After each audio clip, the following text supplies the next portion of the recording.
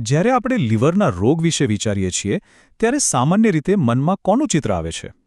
મોટાભાગે પુરુષોનું, બરાબર ને? પણ શું જો એમ કહેવામાં આવે કે આ વાર્તાનો એક આખો બીજો ભાગ છે, જે ખાસ કરીને મહિલાઓ માટે કદાચ વધુ ગંભીર જોખમો છુપાવીને બેઠો છે? આજે આપણે એ જ છુપાયેલી હકીકતોને ઉજાગર કરીશું. સારું, એ વાત સાવ ખોટી પણ નથી. કેટલાક આંકડાઓ ખરેખર એવું જ બતાવે છે. હેપેટોસેલ્યુલર કાર્સિનોમા જેવા કેટલાક ગંભીર લીવર કેન્સરમાં પુરુષોનો દર ઘણો ઊંચો જોવા મળે છે, અને કદાચ એટલે જ મહિલાઓના સ્વાસ્થ્ય સાથે જોડાયેલા ચોક્કસ જોખમો ઘણીવાર આપણી નજર બહાર રહી જાય છે. તો સવાલ એ છે કે જો અમુક રોગો પુરુષોમાં વધુ હોય તો પછી મહિલાઓ માટે એવી તો કઈ છુપી બાબતો છે જે લીવરની સમસ્યાને વધુ જોખમી બનાવે છે? આ જ છે આપણી આજની ચર્ચાનો મુખ્ય મુદ્દો. અને હા, જવાબો કદાચ તમને ચોંકાવી દેશે. આપણી આ સફરમાં આપણે પહેલાં જોઈશું જૈવિક તફાવતો, પછી સમજીશું સામાજિક ભૂમિકાઓનો પ્રભાવ, હેલ્થકેર સિસ્ટમના પડકારો અને છેલ્લે લીવરના સ્વાસ્થ્યના ભવિષ્ય પર એક નજર કરીશું. તો ચાલો શરૂ કરીએ પહેલા મુદ્દાથી. આપણું શરીર અને એ કેવી રીતે એક બેધારી તલવાર બની શકે છે. પણ આગળ વધીએ એ પહેલાં બે શબ્દો સમજવા બહુ જ જરૂરી છે. એક છે સેક્સ અને બીજો જેન્ડર. સેક્સ એટલે આપણું બાયોલોજિકલ બંધારણ, હોર્મોન્સ, રંગસૂત્રો વગેરે. અને જેન્ડર એટલે સમાજે આપણને આપેલી ભૂમિકાઓ અને અપેક્ષાઓ. આ બંનેને સમજ્યા વગર આખી વાત અધૂરી રહી જશે. ખાસ કરીને જ્યારે વાત આલ્કોહોલની આવે ત્યારે આ જૈવિક તફાવત બહુ મોટો ભાગ ભજવે છે. જો મહિલાઓના શરીરમાં આલ્કોહોલને તોડવા માટેનું એક એન્ઝાઇમ, જેને આલ્કોહોલ ડિહાઇડ્રોજિનેઝ કહેવાય, એ ઓછું હોય છે. ઉપરથી શરીરમાં પાણીનું પ્રમાણ પણ ઓછું હોય છે. હવે આનો મતલબ શું થયો? સીધો અને સરળ કે સરખા પ્રમાણમાં દારૂ પીવા છતાં મહિલાઓના લોહીમાં આલ્કોહોલનું લેવલ પુરુષો કરતાં વધુ ઝડપથી અને વધુ ઊંચું જાય છે.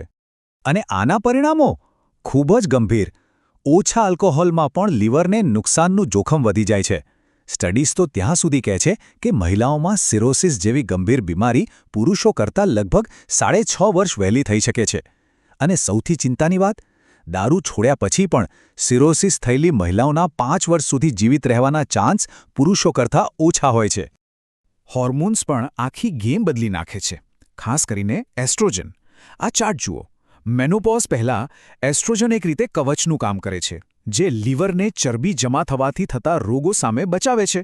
પણ જો મેનોપોઝ આવે અને એસ્ટ્રોજનનું લેવલ નીચે જાય, બસ આ રક્ષણ હટી જાય છે અને જોખમ એકદમ વધીને પુરુષોની બરાબર પહોંચી જાય છે. પણ એવું નથી કે બધી જ બાબતોમાં ગેરફાયદો છે. ક્યારેક આ બાયોલોજી ફાયદાકારક પણ હોય છે. જેમ કે હેપેટાઇટિસ બી વાયરસ સામે લડવામાં મહિલાઓની રોગ પ્રતિકારક શક્તિ વધુ મજબૂત હોય છે. આ બતાવે છે કે આખું ચિત્ર કેટલું જટિલ છે. કશું જ બ્લેક એન્ડ વ્હાઇટ નથી. સારું, તો આ થઈ બાયોલોજીની વાત. હવે જોઈએ કે સમાજ અને આપણી આસપાસનું વાતાવરણ એટલે કે જેન્ડર કેવી રીતે અસર કરે છે. સામાજિક ભૂમિકાઓની અસર આપણે કદાચ સીધી રીતે નથી જોતા, પણ એ ખૂબ ઊંડી હોય છે. ઘણીવાર ઘર અને પરિવારની જવાબદારીઓમાં મહિલાઓ પોતાના સ્વાસ્થ્યને પ્રાથમિકતા નથી આપી શકતી. સારો ખોરાક, કસરત, આ બધું પાછળ રહી જાય છે. અને એટલું જ નહીં, ઘણીવાર જ્યારે ડૉક્ટર પાસે જવાય છે ત્યારે લક્ષણોને સ્ટ્રેસ કે થાક કહીને અવગણવામાં આવે છે, જેનાથી સાચું નિદાન મોડું થઈ શકે છે. હવે જરા આ આંકડા પર નજર નાખો. 80%. ફક્ત 12 વર્ષમાં 2001થી 2013 દરમિયાન અમેરિકામાં મહિલાઓમાં ભારે આલ્કોહોલના સેવનમાં 80%નો ઉછાળો આવ્યો. આ માત્ર એક નંબર નથી.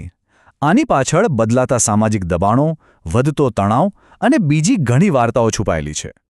ચાલો હવે વાત કરીએ સિસ્ટમની, એટલે કે આપણી હેલ્થકેર સિસ્ટમમાં જ કેવા પડકારો અને પૂર્વગ્રહો છુપાયેલા છે. આપણે વિચારીએ કે ટેકનોલોજી તો નિષ્પક્ષ હશે, પણ ના. એક સ્ટડીમાં એવું સામે આવ્યું કે લીવર રોગને ઓળખવા માટે બનાવેલા મશીન લર્નિંગ મોડેલ્સ પણ મહિલાઓમાં વધુ ભૂલો કરે છે. પુરુષોની સરખામણીમાં 24% વધુ કેસમાં એ રોગ પકડી જ નથી શકતા. વિચારો, આના કારણે નિદાનમાં કેટલો વિલંબ થતો હશે. અને આ ભેદભાવ સૌથી ગંભીર તબક્કે પણ દેખાય છે, લીવર ટ્રાન્સપ્લાન્ટમાં.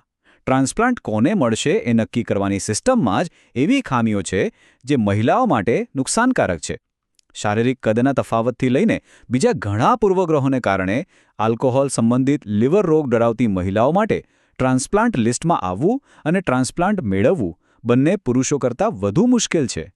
તો આ બધા પડકારો જોયા પછી ભવિષ્ય માટે શું આપણે કઈ દિશામાં આગળ વધી શકીએ? આ આખી વાતચીતનો સાર બસ એટલો જ છે કે આપણે સેક્સ અને જેન્ડર એટલે કે જૈવિક અને સામાજિક આ બંને પાસાઓને સમજવા પડશે. આ તફાવતને સ્વીકારીને જ આપણે એક એવી હેલ્થકેર સિસ્ટમ બનાવી શકીએ જે બધા માટે, ખાસ કરીને મહિલાઓ માટે ખરેખર સમાન અને અસરકારક હોય. અને અંતે એક સવાલ સાથે આ વાત પૂરી કરીએ. લીવર તો માત્ર એક ઉદાહરણ છે. જરા વિચારો, મેડિકલ સાયન્સના બીજા કેટલા એવા ક્ષેત્રો હશે જ્યાં એક માપ બધાને લાગુ કરવાની વિચારસરણીને કારણે સ્વાસ્થ્ય પરિણામોમાં અસમાનતા આવતી હશે? આ સવાલ પર વિચારવું ખૂબ જ જરૂરી છે.